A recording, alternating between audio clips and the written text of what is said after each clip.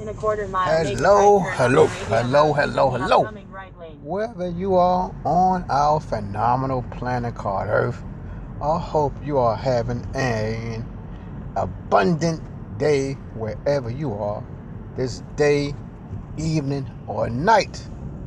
I'm coming to you from the United States of America, from the state of Maryland, the city In the right Baltimore. lane, make a right turn on Today, Meridia Road, then pick up. I'm going to be talking about, or I want to give my respects to one of the greatest basketball players who ever lived. I'm not going to give him a rank from 1 to 10, 1 to 20. I'm not going to do that.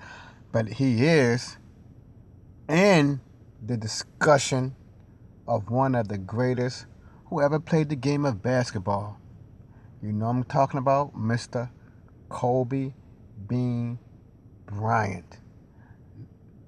I wish him, his daughters, and all the other people on that helicopter, I pray that they rest in peace. And if there is an afterlife, and I have to say if because I don't have no proof, I've never been there. If there is an afterlife, I hope they're in the place of peace and joy and merriment. My topic about Kobe Bryant, I want to give my little take on his life. I never met him. I'm just a regular old Joe like you who go to work every day. I'm not no rich multi-millionaire, I'm just a regular old person who has to do a little 9-to-5 job. I'm a teacher, but it's still a regular job. I never met him. But since he's one of the ambassadors of the NBA, I am familiar with his career. I started really watching basketball in 1990s when Michael Jordan got his first championship against the LA Lakers. See, Kobe Bryant was a Laker, and the first championship of Michael Jordan was against the Lakers. So I've been watching basketball since 91 when Chicago won their first championship. I'm aware when Mr. Kobe Bean Bryant began his professional basketball career. It was not illustrious. You all know, like I know, he was drafted by the Charlotte Hornets, and he was traded to Los Angeles Lakers, where he played there for 20 years. Now remember, it was not no easy, smooth 20 years. Like any career has its up and downs. I heard that when Shaq left the Lakers, Kobe Bryant wanted to go to Chicago. But I heard that Jerry Buss put his foot down and said, "You're not going anywhere. You're going to stay right here and play in this town where the people loved you." So Kobe Bryant, even though he loved the Lakers, he did wanted to leave. But I guess all athletes, one way or other, get frustrated with the city that they play for, the city, state that they play for when they're not having a winning season. And remember, after Shaquille O'Neal left, LA with Kobe went into the tank. The only way Kobe became prominent again, because remember, he couldn't get along with any of those other coaches. He had to bow down and submit and humble himself and undergo the tutelage of Phil. Well, maybe is his name Philip? I'll call him Phil. That's his name, Phil Jackson again. So Phil Jackson is one of the only coaches that Kobe Bryant will listen to, because Phil at least gave him those 3 championships when Shaq was there. So Kobe Bryant will listen to Phil, because he, even shortly after Phil left, he did have prominent NBA coaches to try to tutor him. He had, may he rest in peace, Rudy Tom Jonovic, the former coach of the Houston Rockets. Mr. Tom Jonovic has 2 NBA championships, and Kobe did not want to listen to him. They also brought in Mr. I mean, the coach of the Houston Rockets. I know he probably said his name wrong. Dan Tony, something like that. They brought him in there. A coach that Kobe was said to respect because Kobe learned about him, that coach, when he was a player in Italy. Kobe had respect for that coach who was coaching the Houston Rockets. But when a coach came there to work with Kobe, Kobe did not want to deal with him. The Dwight Howard was there. Kobe didn't want to deal with him. Steve Nash was there, but Kobe did respect Steve Nash. Now, the thing about Kobe Bryant, you know, he is a bona fide workaholic. He give 110%. And if you don't give 110%, that's going to set Kobe off. So that would turn many of his teammates against Kobe Bryant, from what I heard and from what I've seen, because Kobe is a high achiever in the profession that he chose. In this case, it was basketball. Kobe was a high achiever, not just in talent, but he was a high achiever in work ethics. Because I heard, my good listener, Kobe Bryant used to get up and go to practice at 5:30. He was at practice at 5:30, so that must mean he got up like 4 o'clock. He got out of his bed at 4 o'clock. Now, how many of us, regular people, enjoy getting up at 4 o'clock in the morning and going to work at 5:30? Many of us don't like that. But Mr. Kobe Bean Bryant, he was such an extraordinary worker that he would get up at 5. He would be at work. No, he would be at work 5:30 in the morning. And when Kobe saw that you could not do half of what he was doing, you could not work half as hard as him, that caused turmoil. So, and that is why many of his teammates was against him. Not just because he came into the league at the age of 17, because a lot of other players came into the league at the age of 17, but they have loving relationship with their teammates. Kobe, at the age of 17, he didn't play around. He was serious. If you were serious, he loved you. He was your friend, from what I gather. If you was not serious in your profession, he didn't want to have nothing to do with you. He was like Michael Jordan. But I think he was even worse, because Michael Jordan, the people on the team, they love him, even though he pushed them hard. When Kobe was tough, because I heard that Kobe Bryant, he was sort of like a loner. Michael Jordan, he's a loner, but he's not as a loner as much as Kobe. He would joke and laugh with the teammates. I didn't hear that much about Kobe. When he was done, he was done. It's time to go home, I'm going home. He didn't go to the bars. He didn't go to the strip clubs. He didn't go out with the teammates. He just said, I'm going to go where I want to go. You all have a good day. He would go back and do his practice or whatever he do.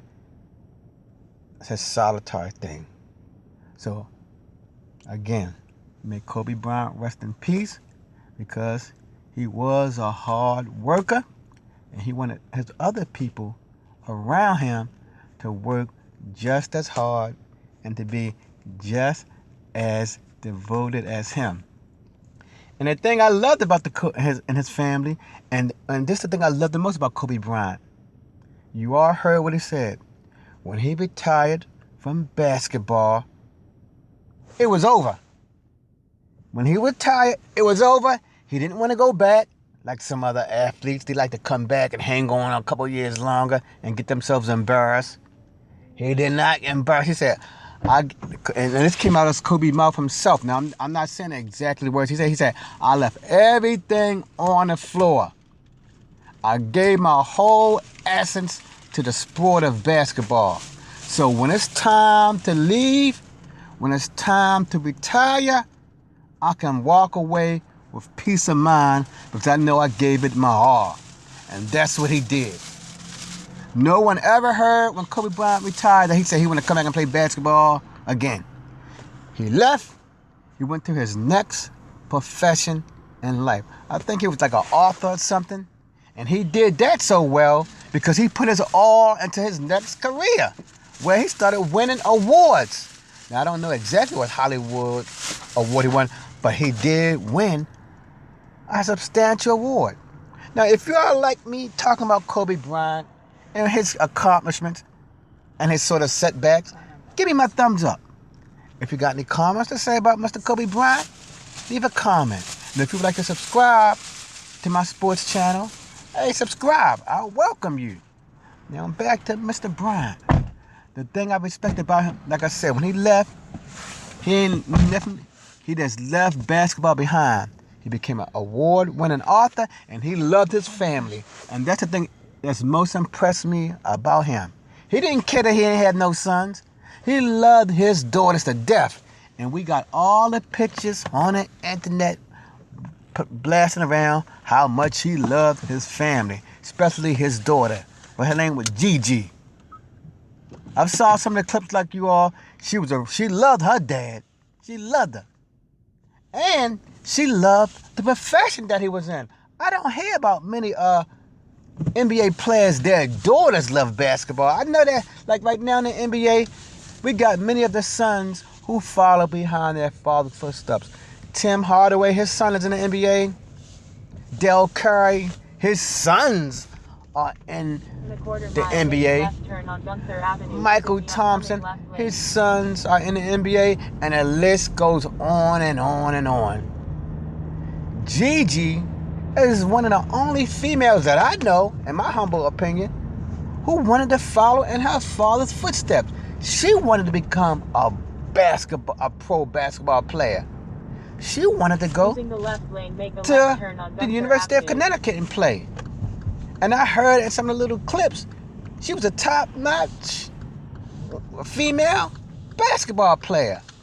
I regret seeing that young lady go because I know she wanted to play in the NBA. And if she would have played the NBA, she probably would have put the NBA on the map. Like Magic Johnson and Larry Bird helped to put the NBA on the map. Because I was born in the 70s, my good friends. And back in the 70s, the NBA wasn't nowhere like it is today. It was on tape delay. When Magic and Bird came to the NBA, that dichotomy, it just set everything in motion for Michael Jordan and to the stars we have today. Kobe Bryant's daughter would have had the potential of putting the WNBA on the map. Because from what I know, good people, many of those female athletes who stars athletes, they don't have no dads in the NBA. And I followed the WNBA since its inception. And I believe 1996 in its inception. And I haven't heard yet any daughter who has a father in the NBA. So Gigi is one of the first young females who I know who loved her father so much that she wanted to take his profession. She did. So I hold Kobe Bryant in high esteem for that. He did not worry about whether he had a son. Because I heard this on one of the news talk shows. Fans used to tell Kobe, I'm sorry you don't have a son who can carry on your legacy. But Gigi said, I don't want to hear that. I got this, Dad. She said, I got this, Dad. I'm going to carry on your name for prominence. And she was. At the age of 13, she was a prominent female athlete. Prominent. So I hold Kobe Bryant up for that. He didn't worry about he having no son. He said, I'm going to love my princess with all my might. I'm going to give all to my princess. His princess was his basic. They looked like they was his road dogs to me. It looked like Gigi, and his other girls was the road dog of their dad. And I was telling my cousin today, in memory of Kobe Bryant, the thing that I feel most proud about Kobe Bryant, he loved his family, and this is how much he loved his family.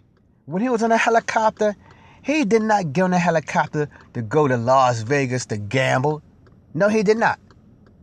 He was not on a helicopter to go downtown to the strip club. He didn't get on a helicopter for that. He did not get on a helicopter just to go socializing, having fun at Disneyland. He was using his helicopter, from what I know, humble listener, to take his beloved daughter to a basketball game. That is how much she loved her dad. That's how much she was devoted to his craft. And not only that, that was how much Kobe Bryant loved his girls. He died as a father. He didn't die as a playboy. He didn't die as a man going to the strip club. He didn't die just doing simple entertainment. No, he died, and the people on that plane with him died as parents, because many of the other people had their children with them too. They died as loving parents. Now, the only negative thing I was talking to my cousin about with Kobe Bryant, see, I'm a spiritual person. I was reading the Bible since I was 13. And I grew up in the 1970s, so I was reading it for decades. The only thing I regret about Mr. Kobe Bryant, I never heard one person said Kobe Bryant always talked about how he loved the Creator. I don't care if the Creator is the God of the Bible. It doesn't matter if he's the creator of Islam, whether it's the creator of Buddhist, Hindu, and other so-called religions. I never heard a spiritual aspect about Mr. Kobe Bryant. He was all into this world. It did not seem he thought about what's coming after this life. His mindset was on doing everything here. His mindset was on basketball. That was his love. Basketball. He ain't say I love the Creator. That's the only thing I have against him. He didn't say I love the Creator. Even when he was writing his children's books, he didn't write no books about the Creator. He never said, I love the Creator. I want to hold him up. Now, he didn't, like many athletes, they do get up and say, I want to thank God. He did say that. They all say, I want to thank God for my wife, my family, my kids, and my career. Everybody say that. But he didn't have a personal testimony to say, this is what the Lord of heaven and earth has done for me. He didn't say that.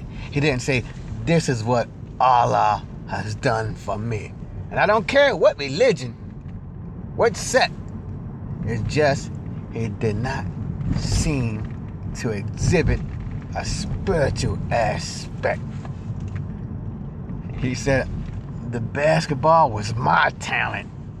He didn't say the Creator gave me these gifts to play a child's game. That's what it is. Come on. I'm a math teacher. I teach calculus, trigonometry, and all that stuff. He was just a basketball player. I love the sport. I look at the basketball game, but you remember, it's just entertainment. Kobe Bryant was just an entertainer. He didn't say, I thank the Lord, I thank Allah for making me a phenomenal entertainer. There's nothing wrong with being an entertainer, because we need to have people help us to forget our daily struggles. See, that's why people probably love Kobe Bryant so much, and those basketball players and football players so much. They help us to escape our woes that we have in life. They help us to escape paying the BGE bill, the gas and electric bill. Looking at them play, we forget about the trouble we have with our kids or with our spouse. Looking at those athletes and our actors, the entertainers, we forget about the woes we have in life. So I'm not going to knock Kobe Bryant and any entertainer for that. They're doing a job. They're trying to make us happy and delightful by looking at them entertain us. So I'm glad of that. I just wish he would have said, the Creator done this for me. The Creator did this for me. And I'm thankful for the Creator for all I have. I'm sure in his own way he probably said it, but he never said it verbally. So that's it. I hope wherever Kobe Bryant is, if there is an afterlife, and I don't have no proof, if there's an afterlife, I hope he is doing well with his daughter and the other people down on the plane. And one more thing before I go, I want to say this. I don't know if this is true or not, good people, but I just saw a little clip on Facebook today that said when Kobe Bryant was found in the crash, he was hugging his daughter. He was hugging Gigi, allegedly. But I said, okay, that's true, because you know, any parent, if you was undergoing a life-threatening incident, we're not trying to run away, scream and holler. Definitely a father. The first thing a father going to do is grab their child and say, baby, I'm here. Whatever happened, baby, we are together. So I'm going to hold you tight, and we're going to see what happened. If we got to go, we're going together. You cry, but Daddy's here for you. So, and I believe that too. When I saw the article, I believe that Mr. Kobe Bryant, in the last seconds, because you know it probably it wasn't a quick death and a snap of a finger. They knew that they knew the helicopter was dropping, and I did the little calculations. It took about 11 seconds for the thing to hit the ground. Maybe it took about 11 seconds or so for the thing to hit the ground. And you know, when something happened to you, time go by real slow. Those 11 seconds probably felt like 5 hours. So in those 11 seconds, I'm sure now the other people was probably screaming and hollering, or maybe they was hugging their kids too. But I definitely believe in those last moments of life, Kobe Bryant, from when we saw all the pictures, all the love he had for his daughter, his family, he would not be screaming and hollering that I'm gonna die, I'm gonna die, I'm gonna die. Kobe Bryant, he did act like a man. We gotta say that about him. He act like a strong man regardless of his ethnic group. And that's another people probably loved about him. He never was dealing about, I'm this race and I'm that race. He ain't worried about race. He said, I accept you because you're human and I'm human. You treat me with respect, I will give you respect. So in his last moments, I believe in my heart that he was there to console his little girl who he loved. So that's it, my good people. Thank you for stopping by. Listen to my homage. I had mostly good things to say about Mr. Kobe Bryant. The little things I had to say negative was like simple things about his career as a basketball player. But as a man, as a human being, and my little recollections from what I know of him, from the media that I've seen, I said good things about that young man. And he's a young man because I'm older than him. You know, I said I grew up in the 70s. I'm older than Kobe Bryant. I wish him well. And those other people who passed with him well, I hope their families are doing well. And they are in my heart. And I have them in my mind. And I'm thinking about them, as you see. So if you like my comment about Mr. Kobe Bryant, his career, his ethical behavior, his outlook, how he loved his children and his family, please give me a thumbs up. If you got any little words that you would like to say about Mr. Kobe Bryant, if you knew him, you can give us further insight into his personality. Do that. If you'd like to subscribe, again, subscribe. And before I go, I wrote this on a forum, you know, in one of the little Facebook comment sections. Whatever happened now in the NBA, we know this for 100% fact.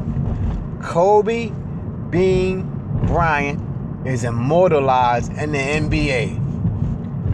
If America is still here 50 years from now, Kobe Bean Bryant will still exist.